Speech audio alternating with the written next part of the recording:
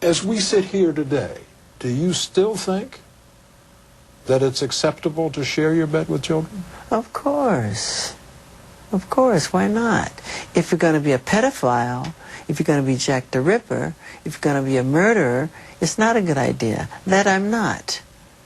Do you know any other man your age, a 45-year-old man, who shares his bedroom with children? Of course. Not for sex. No, that's wrong.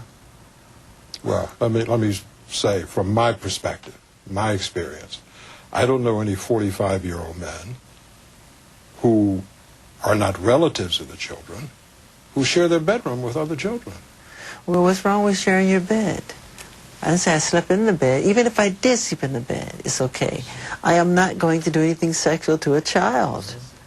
It's not where my heart is. I would slit my wrist first. I would never do anything like that. That's not Michael Jackson, I'm sorry. That's someone else. For most of his life, Michael Jackson has been in the spotlight, most recently because of what has been described as bizarre behavior that has now led him to be charged with sexually molesting a 13-year-old boy. If convicted, he could spend 20 years in prison. Now out on bail and awaiting trial, tonight Michael Jackson speaks out for the first time about his arrest, his accuser, and the charges that have, for the moment, made his life a shambles. We sat down with Michael Jackson on Christmas Day at a hotel in Los Angeles, one of several cities where he has been in seclusion since authorities in Santa Barbara officially charged him with 7 counts of sexual molestation and 2 counts of using an intoxicating agent reported to be alcohol to seduce the boy. What is your response to the allegations that were brought by the district attorney in Santa Barbara that you molested this boy? Totally false. Before I would hurt a child, I would slit my wrists. I would never hurt a child. It's totally false. I was outraged. I could never do something like that. This is a kid you knew? Yes. How would you characterize your relationship with this boy? I've helped many, many, many children, thousands of children. Cancer kids, leukemia kids. This is one of many. Michael Jackson says his accuser is among thousands of children he's invited to his 2,600-acre Neverland Ranch in California to play in his amusement park, visit his zoo, watch movies, play video games, and feast on their favorite foods. Tell me why you developed Neverland. Because I wanted to have a place that I could create everything that I never had as a child. So you see rides, you see animals, there's a movie theater. I was always on tour, traveling, you know, and I never got a chance to do those things. So I compensated for the loss. I have a good I mean, I can't go into a park. I can't go to Disneyland as myself. I can't go out and walk down the street. There's crowds and bumper-to-bumper cars, and so I create my world behind my gates. Everything that I love is behind those gates. We have elephants and giraffes and crocodiles and every kind of tigers and lions, and we have busloads of kids who don't get to see those things. They come up, sick children, and enjoy it. They enjoy it in a pure, loving, fun way. It's people with a dirty mind that think like that. I don't think that way. That's not me. And do you think people look at you and think that way today? If they have a sick mind, yeah. And if they believe the trash they read newspapers, yeah. And it's not, just, remember something, just because it's in print doesn't mean it's the gospel. People write negative things because they feel that's what sells.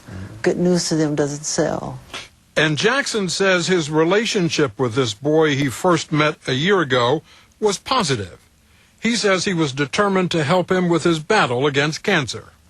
So when he would come over, what would he do? What would you do? I'll tell you exactly.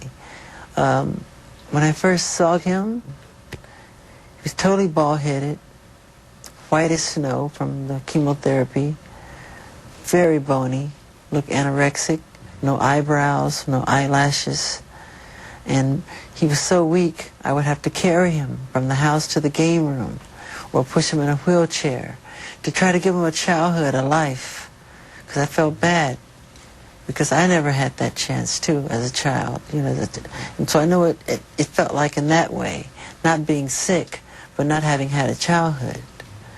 So my heart goes out to those children. I feel their pain. Jackson says he tried to help in the healing process by taking the boy around the grounds of Neverland to Jackson's favorite places.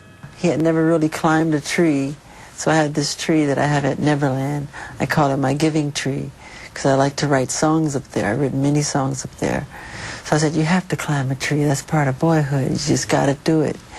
And I helped him up, and once he went up the tree, we looked down on the branches, and it was so beautiful. It was magical. And he loved it, to give him a chance to have a life, you know, because he was told he was going to die. They told him, they told his parents to prepare for his funeral. That's how bad it was. And I put him on a program. I've helped many children doing this. I put them on a mentor program. The boy, whose name and face we're not revealing, has credited Michael Jackson's friendship and support with helping him to battle his cancer. Isn't that great? Not sick at all. No more cancer.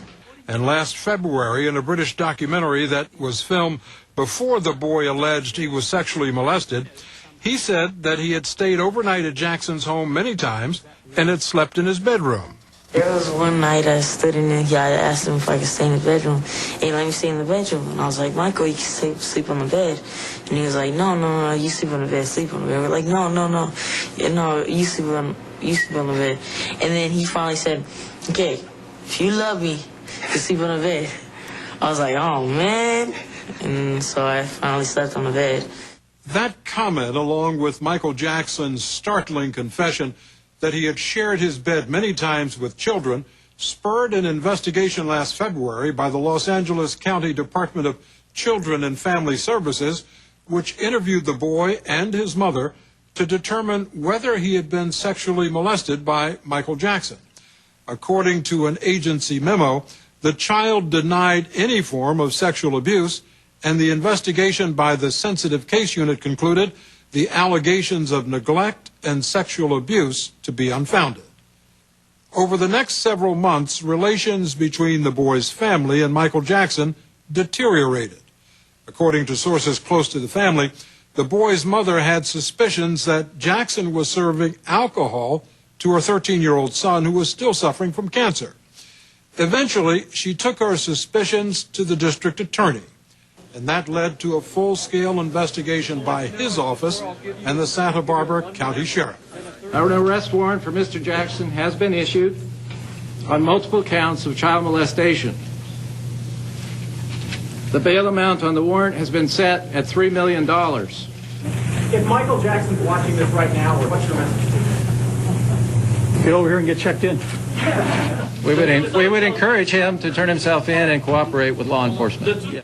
With that announcement 2 weeks ago, Michael Jackson's future and his career were in serious jeopardy. At 12:05 today, Michael Jackson was taken into custody. He surrendered to authorities and was booked on child molestation charges of lewd and lascivious conduct with a child.